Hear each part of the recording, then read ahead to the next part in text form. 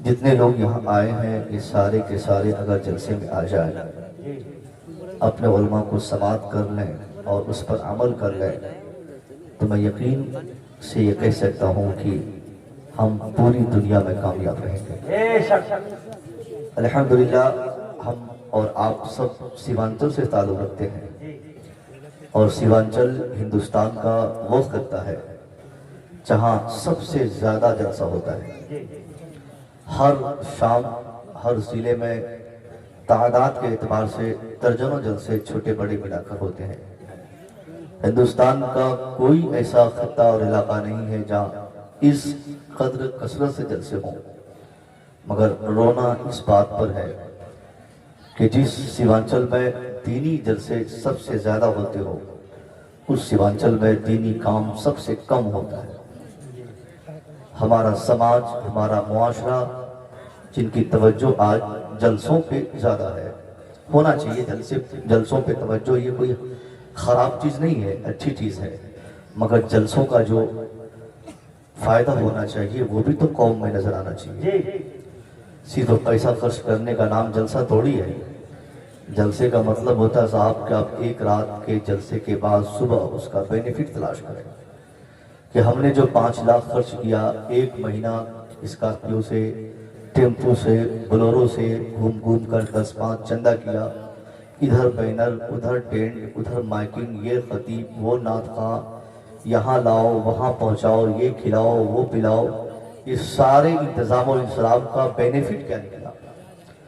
اگر کوئی بینیفٹ نہیں ہے تو میں سمجھتا ہوں جلسہ اس زمانے میں بے سود ہو جائے گا، اور اگر بینیفٹ سمجھ میں آ رہا ہے تو جلسہ ہر مہینے میں کرایا جائے، مگر بینیفٹ سیوانچل میں بہت کم دیکھنے کو ملتے ہیں۔ ہم لوگ روزانہ ہر شام کسی نہ کسی علاقے میں ہوتے ہیں، ہندوستان کے دوسرے حصوں میں، دوسرے پرانت میں جو بیداری، جو تحریک ان لوگوں کے کردار سے، ان لوگوں سے جو دیکھنے کو ملتی ہے، وہ سیوانچل کے نوجوانوں میں نہیں ہے۔ ہم 50 جلسے تعلیمی بیداری کانفرنس کے نام پہ، تعلیم نسواں کے نام سے درجنوں جلسے سال میں کرا لیتے ہیں، مگر نہ تو ہماری بچیاں پڑھ پاتی ہیں، نہ ہم عورتوں کو بیدار کر پاتے ہیں، نہ ہم سماجی اعتبار سے ابھر پاتے ہیں۔ اس کا مطلب کہ ہم نے جلسے کو صرف ایک ماڈل سمجھا اور انٹرٹینمنٹ کا ایک بہترین ذریعہ سمجھا۔ الحمدللہ آپ لوگوں نے بہت کفایتی جلسہ رکھا ہے، اس کے لیے آپ لوگ قابل مبارکباد ہیں، مگر صرف جلسہ کر کے ایک آدمی مرکز کا مالک نہیں ہو سکتا ہے۔ آپ کو جو میں کہہ رہا ہوں، یہ میں کسی مدرسے یا کسی ادارے کو ٹارگٹ کے نہیں کہہ رہا ہوں۔ جلسے کی بنیاد پر ہم مرکزیت کا قابل نہیں ہو سکتے۔ ہمارا مرکز بریلی شریف ہے، بریلی شریف میں کتنے جلسے ہوتے ہیں، پھر بھی وہ ہمارا مرکز ہے۔ زندگی میں ایک بھی جلسہ نہیں ہو پھر بھی وہ ہمارا مرکز ہے۔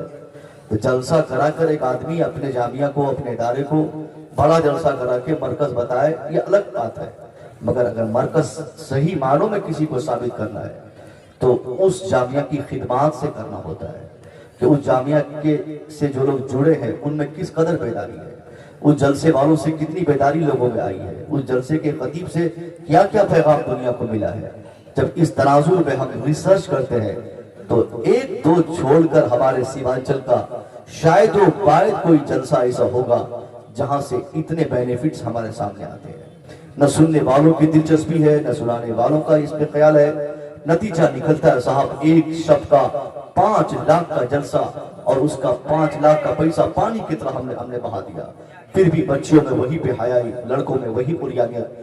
اب میں پوچھتا ہوں صاحب، یہ ہمارے جو امام صاحب اور ہمارے جہانگیر بھائی اور ان کی پوری ٹیم، جن لوگوں نے یہ ٹرین کروایا، ہم کو آپ کو سب کو بلایا، 50 مرتبہ ان لوگوں کی نگاہیں گئی ہوں گی۔ ابھی سڑک کے بغل میں جلسے کے قریب ہی وہاں پہ لوگ جوا کھیل رہا ہے، وہاں پہ وہ جادو دکھانے والا آیا ہوا ہے، وہ جوا کھیل رہا ہے، اور 50 لڑکے اس جوا بازوں کے بغل میں کھڑے ہو کے دیکھ رہے ہیں کہ کن کا نمبر آ رہا ہے، کن کا نمبر آ رہا ہے، کون جیت رہا ہے۔ وہ چکی گھوم رہی ہے اور پیسہ وہ بانٹ رہا ہے۔ وہ سخت ترین حرام فعل جس جلسے سے ہو جائے، کیا جلسے والوں کی نگاہیں اس طرف نہیں جاتی کہ ہم جس مقصد سے جلسہ کرائے اسی مقصد کو ہم اگر نہیں پا سکے اور اسی جلسے میں اس طرح حرام کام ہو جائے میں جب آ رہا تو مجھے لگا, میں تو اختر بھائی سے کہا کہ اگر میرا علاقہ ہوتا یا میں مہمان بن کے نہیں آتا تو میرے جوتے کم پڑ جاتے, اتنے جوتے مارتا ہے لوگوں کو. یہ نبی کی محفل ہے, اور اس نبی کی محفل میں جو علماء آتے ہیں, جہاں تقریر سنائی جاتی ہے, وہیں پر اگر جوا بازی ہو جائے, وہیں پہ لڑکے ہمارے 10-5 وہ پیسہ لگا کر حاصل کرنے کی کوشش کرے, جوا کھیلے, تو میں سمجھتا ہوں ایسے جلسے کی ضرورت نہیں ہے. کمیٹی جو بھی ہو, ان کی اہم ترین ذمہ داری ہے کہ ہم جو جلسہ کر رہے ہیں, ہمارے جلسے میں ایک بھی بچی پر نگاہ نہ ہو پائے, ایک بھی لڑکا کوئی غلط نہیں کر پائے. مگر یہاں کیا ہوتا ہمارے سیمانچل میں, 50 دکانیں لگ جاتی ہیں, ہر دکان پہ 2-4 لونڈے کھڑے رہتے ہیں, ہر دکان کے آگے 1-2 لڑکیاں کھڑی رہتی ہیں. اب ان لڑکیوں کی لالچ پہ 10 لڑکے وہاں پہ پڑے ہیں. بوڑھے لوگ جن کو کوئی کام نہیں سمجھ میں آتا, وہ اپنی بھلائی کے لیے جلسے میں آتے ہیں. مگر اصل فائدہ جن نوجوانوں کو ہونا چاہیے تھا, وہ ابھی بھی کسی دکان پہ کھڑے ہوں گے, وہ چائے نوشی کر رہے ہوں گے, وہ جوا کھیل رہے ہوں گے, وہ تاش کھیل رہے ہوں گے. جلسے میں آ کے کسی کی آمد کا, کسی کی ڈیٹنگ کا وہ انتظار کر رہے ہوں گے. کسی سے واٹس ایپ نمبر لینا ہے, کسی کو فیس بک دینا ہے, کسی کو موبائل گفٹ دینا ہے. یہ سارا کام ہمارے معاشرے میں کہیں نہ کہیں جلسے کے نام پہ آج بہت تیزی سے فروغ پا رہا ہے. ان ساری چیزوں پر کمیٹی کی اول ترین ذمہ داری ہے.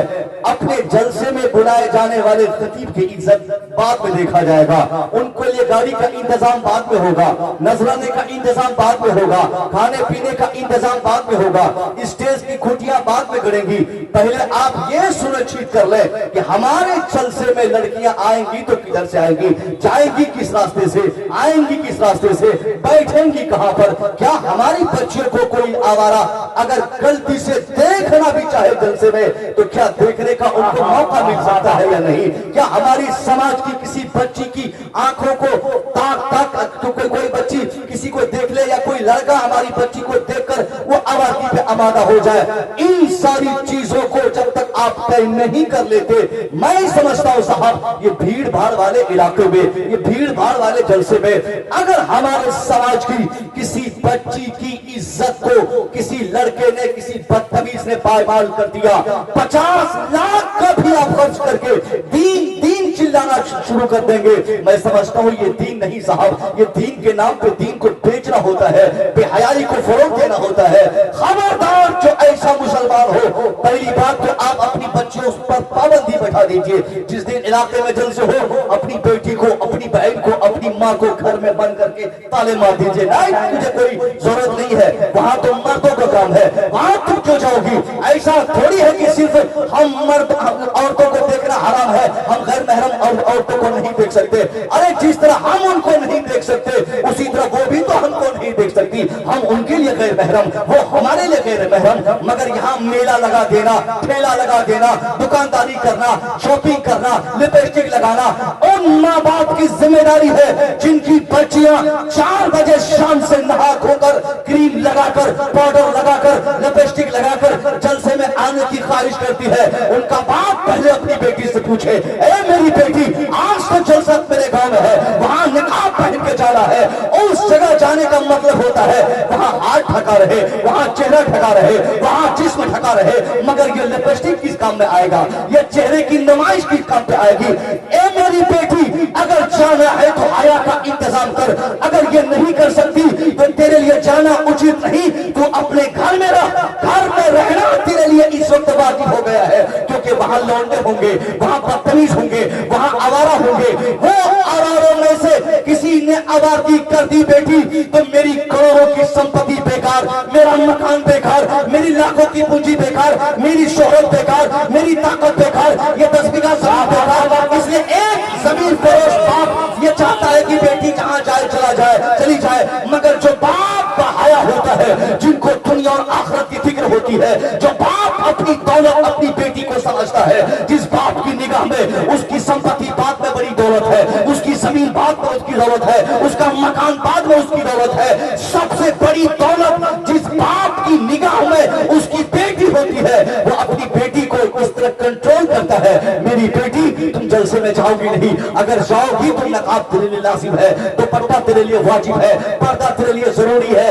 اگر پردہ نہیں ہو سکے بیٹی مت جا, میں مرد ہوں, میں سن کے آؤں گا. کوئی اہم پیغام اگر مصور سنا دیں گے, کوئی اہم پیغام مفتی زبیر صاحب سنا دیں گے, ان پیغامات کو بیٹی میں تجھے بتاؤں گا, ورنہ تجھے براہ راست جلسے میں مردوں کے شانہ بشانہ بیٹھ کر جلسہ سننے کی کوئی حاجت نہیں. صاحب یہی آج ہمارے سیمانچل میں ہو رہا ہے. ایک دو جلسے میں نہ ہو تو کیا ہوا, درجنوں ایسے جلسوں کا ریکارڈ ہمارے پاس موجود ہے کہ جلسہ ہونے کے بعد بچیاں بھاگنے پر آمادہ ہو گئی, جلسے کے ایک ہفتے کے بعد بچی گھر سے غائب ہو گئی. پتا چلا جلسے میں لڑکا ملا, لڑکی ملی, آپس میں ڈیٹ رکھا گیا, اس تاریخ کو بھاگا جائے گا, اگلے جلسے میں پلان بنایا گیا, نیکسٹ جلسے میں آتے آتے دونوں فرار ہو گئے.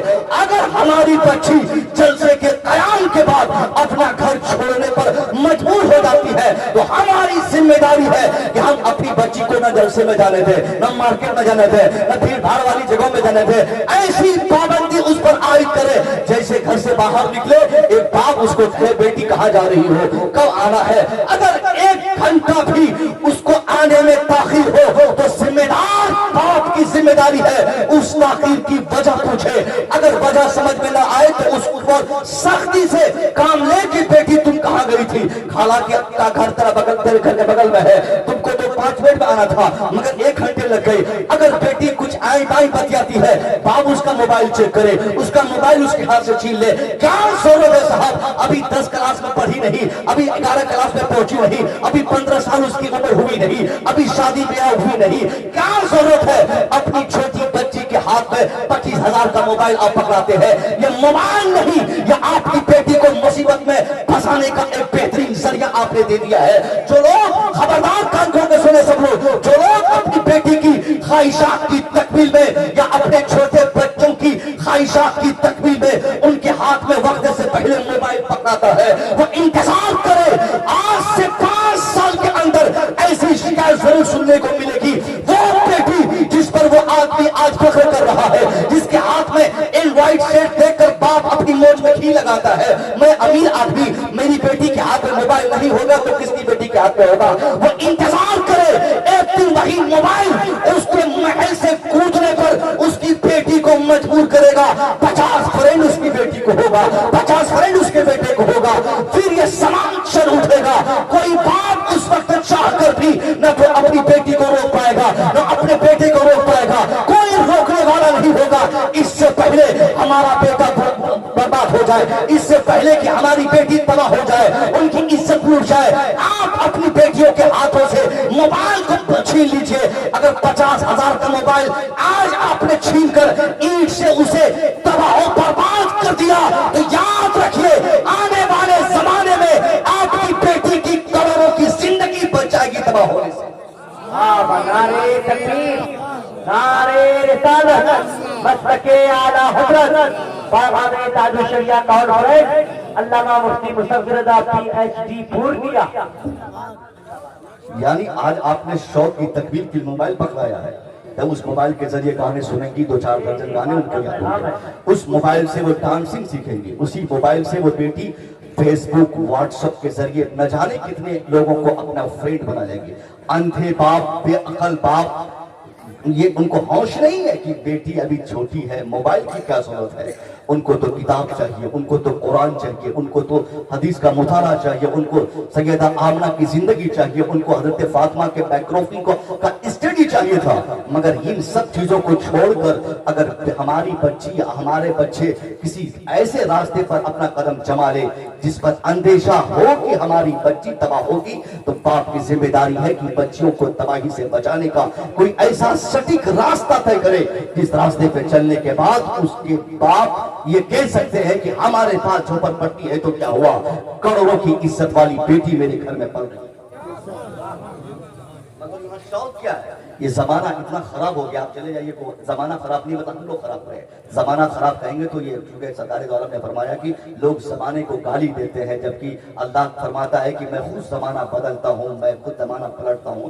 زمانہ خراب نہیں, ہم لوگ خراب ہو چکے ہیں. یہ ایسا دور آ چکا ہے آج کے ڈیٹ میں جن کے بدن میں سب سے شارٹ کپڑا رہتا ہے وہ آدمی وقت کا سب سے امیر ترین شخص کہلایا جاتا ہے۔ گوا میں، ممبئی میں، آپ پھر عام حالات میں آپ اپنے لوکل ایئرپورٹس میں چلے جائیے، وہاں دیکھیے جن کے پاس چڈی بنیان ہو تو آپ سمجھ لیجئے کہ یہ بڑی گھر کی بیٹی ہے، اس لیے شارٹ کپڑا پہن کے آئی ہے، کیونکہ لوگوں کا ذہن بدل گیا ہے۔ لوگوں نے سوچا کہ ہمارے پاس پیسے بڑھیں گے تو پیسوں کے اعتبار سے اس کنٹری تو بڑھے گی، زندگی میں تبدیلیاں آئیں گی، اس لیے کار میں جب بیٹی جائے گی دوپٹہ نہیں ہونا چاہیے، بیوی بائک پہ رہے تو اس کے پاس دوپٹہ نہیں ہونا چاہیے، تاکہ جس قدر عریانیت کو وہ فروغ دے گا وہ آدمی اپنے کردار سے دنیا کو بتانا چاہے گا، دیکھ میں امیر آدمی ہوں تبھی تو میری بیٹی کے پاس دوپٹہ نہیں ہے۔ دوپٹہ وہ رکھے جو غریب آدمی ہے، نقاب وہ پہنے جو فقیر آدمی ہے، جو تقیہ نوشی ہے وہ پردے کا اہتمام کرے۔ میں کیوں اس جھمیلے میں اپنی بیٹی، اپنے بیٹے، اپنی بیوی